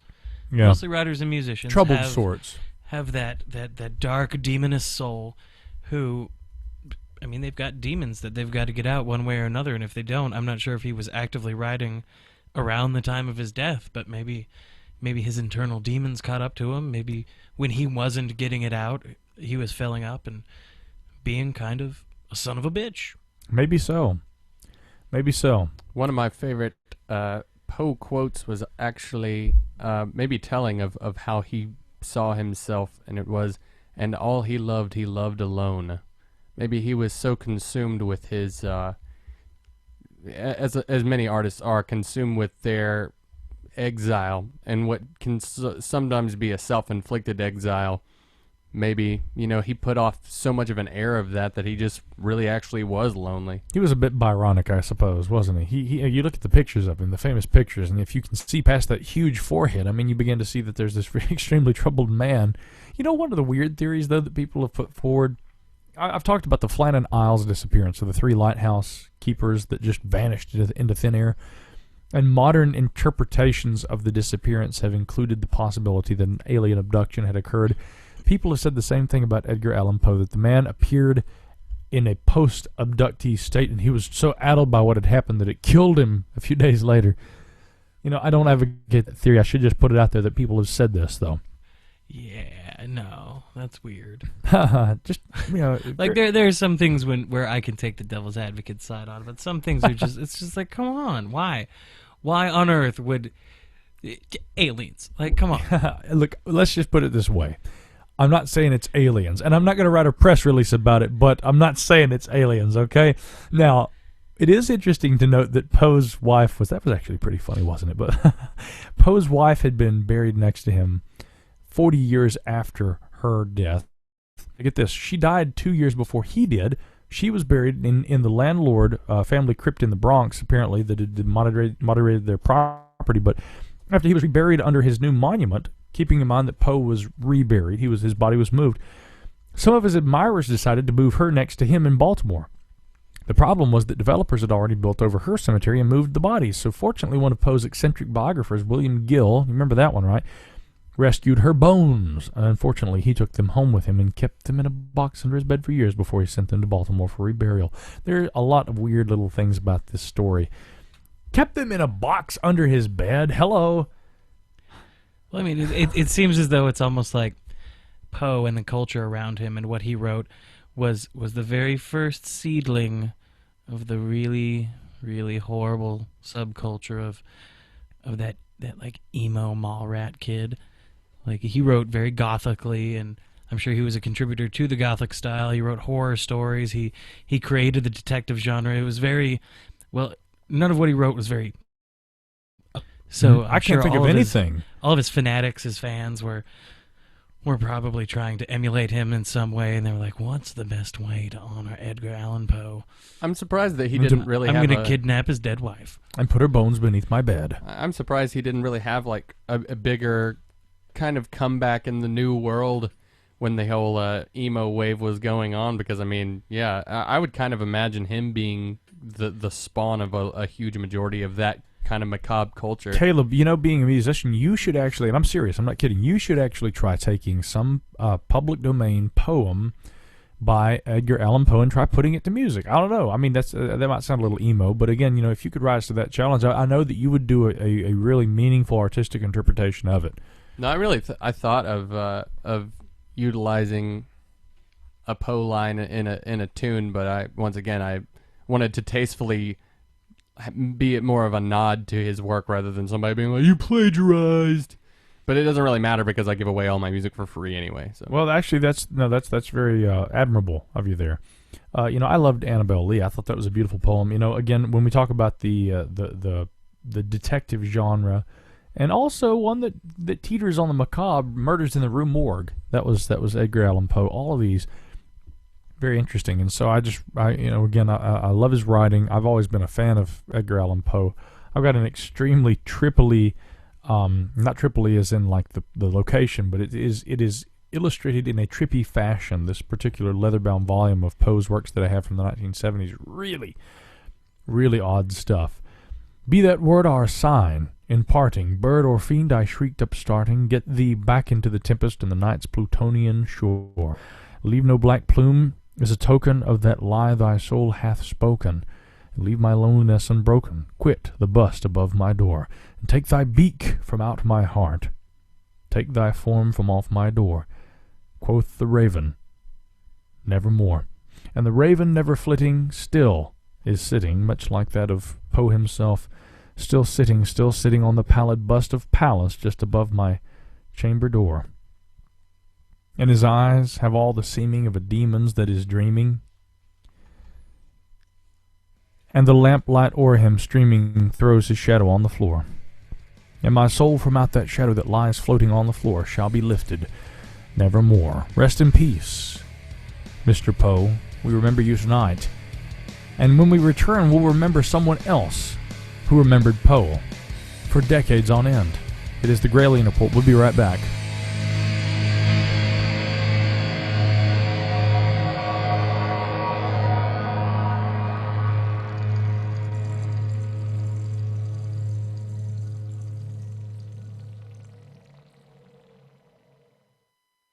Me, a cat, moving in with a single guy. At first, I thought it might be a little weird, but turns out it's actually pretty amusing. For instance, like my human's gotten so used to me being around, sometimes I think he forgets I'm here. He'll get up for work, shower, shave, and come out with no pants. Plops right down in front of the TV. Hello, there's a lady in the room. A person is the best thing to happen to a shelter pet. Be that person. Adopt. Brought to you by the Ad Council and the ShelterPetProject.org.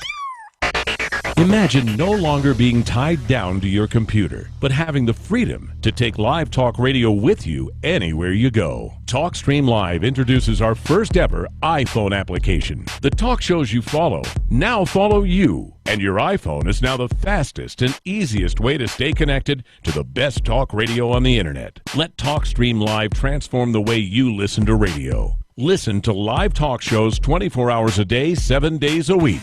Mobile talk radio from TalkStream Live. Now available in the iTunes App Store.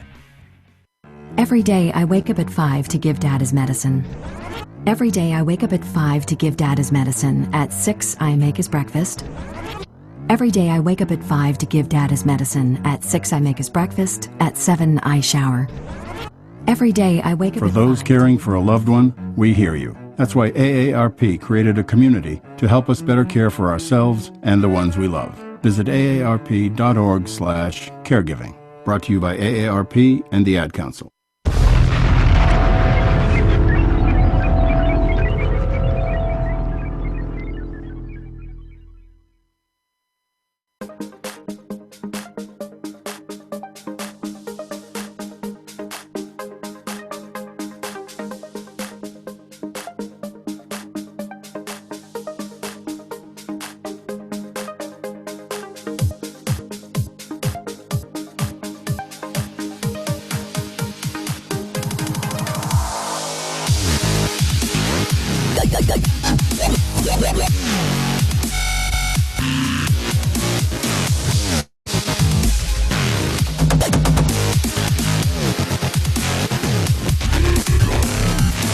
From the high mountains of Appalachia, I'm Micah Hanks. This is the Gralien Report. Chris Hayes and Caleb Hanks in studio with me. And as we wrap up this edition of the program, we remember the life of Edgar Allan Poe. And we aren't the only ones. You know, one of my favorite urban legends involves that of the Poe Toaster. Now, there had been a man who had always appeared at the original grave there in Baltimore, Maryland, on the day of Poe's birthday, January 19th. Now, the shadowy figure dressed in black with a wide-brimmed hat and a white scarf would pour himself a glass of cognac after laying red roses on the grave of the late poet. He would raise a toast in Poe's memory and then vanish into the night, leaving 3 roses in a distinctive arrangement and the unfinished bottle of cognac behind. Onlookers, after a few years, began to catch on to the fact that this was an ongoing occurrence and would begin to gather annually in hopes of glimpsing the elusive toaster, who did not seek publicity and was rarely seen or photographed. At first, at least. Unfortunately, I think that the tradition of the Poe toasting would end because of the number of people who would gather in Baltimore waiting to see this enigmatic shadow of a character as he approached. Now, according to eyewitness reports accompanying the offerings in later years, the toaster had made the annual visitation from some time beginning in the 1930s. Do you remember the character from the comics back in the old days, the Phantom? Indeed, he was played by Billy Zane in a movie. Yeah, Billy Zane. Yeah. I think you and I saw that in theaters when we were little. We did. Yeah, Billy Zane. Yeah.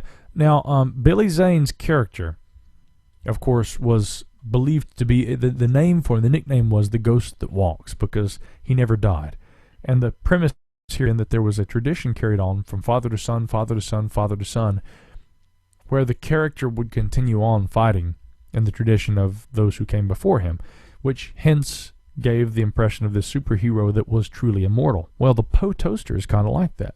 Beginning in the 1930s and continuing on, now granted, it's said that these traditions began in the 1930s. There had been no print reports of the Poe Toaster until the 1950s, but they continued on throughout the years. This individual, wearing the long cloak, the white scarf, the hat, carrying the roses and the bottle of cognac, they would appear every year, at least up until 2010.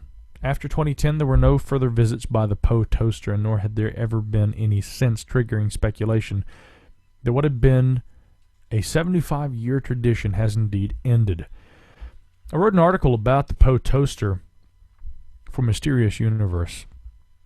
And again, you know, it's a fascinating story.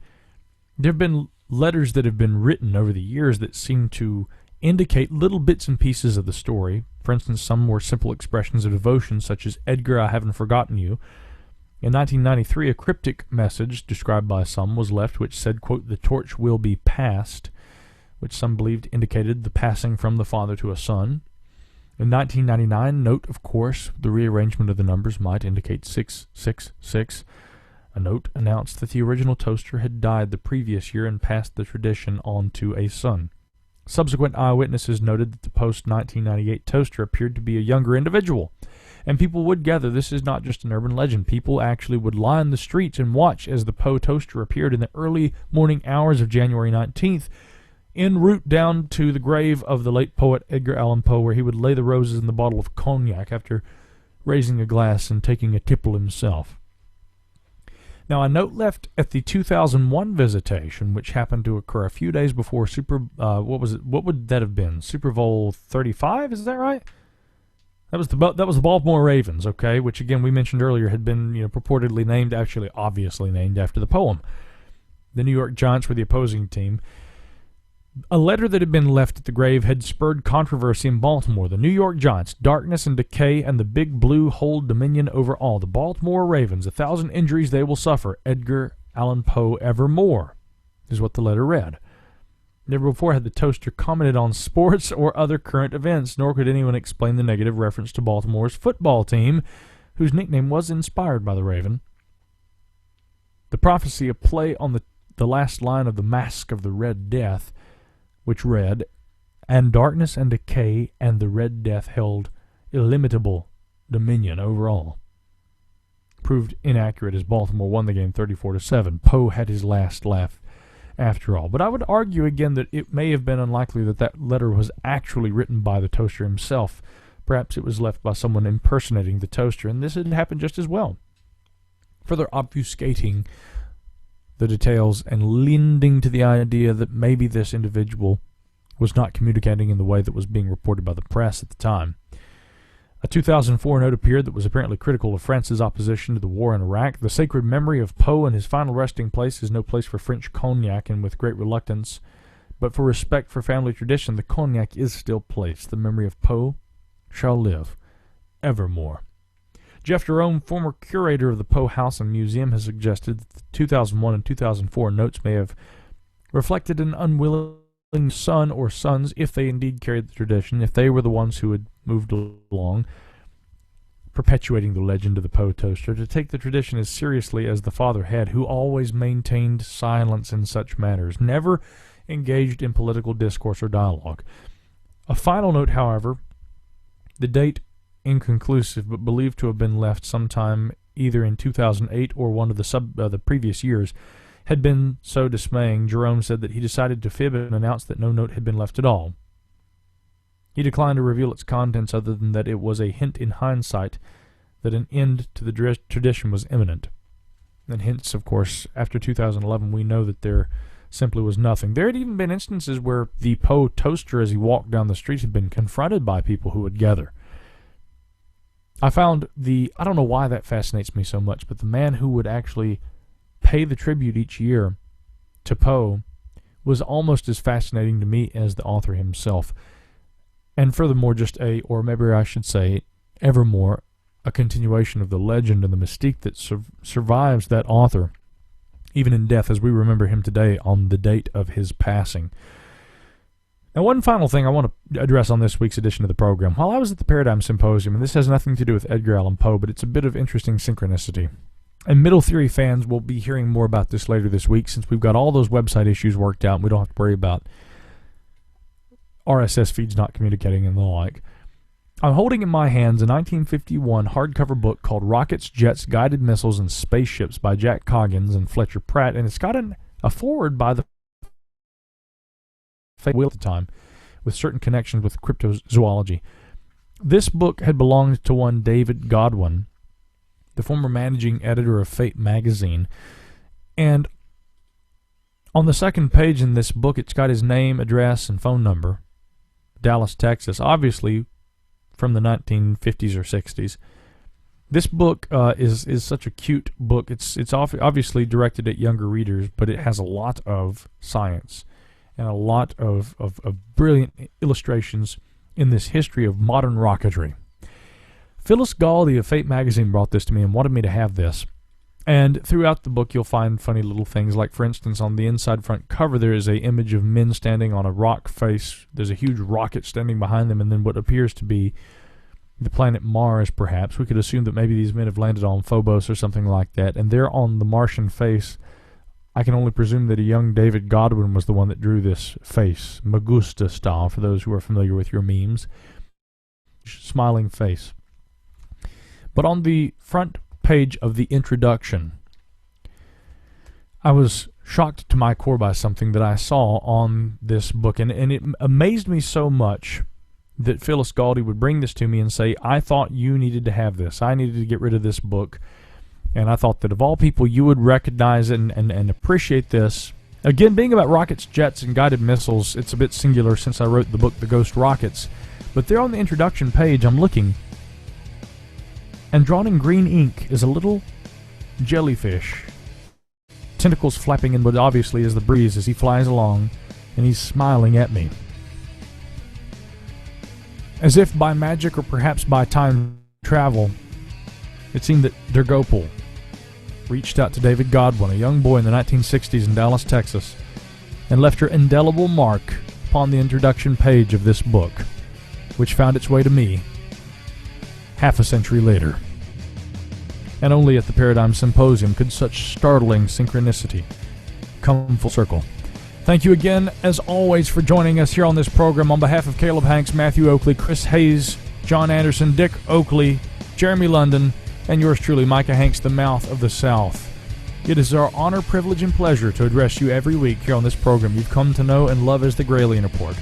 I'm your host, Micah Hanks, and I'll be back yet again as we continue our discussion and celebration of the Halloween season next week. You've been listening to the Gralien Report with Micah Hanks. Any rebroadcast or duplication of this program or program content without express written permission is strictly prohibited.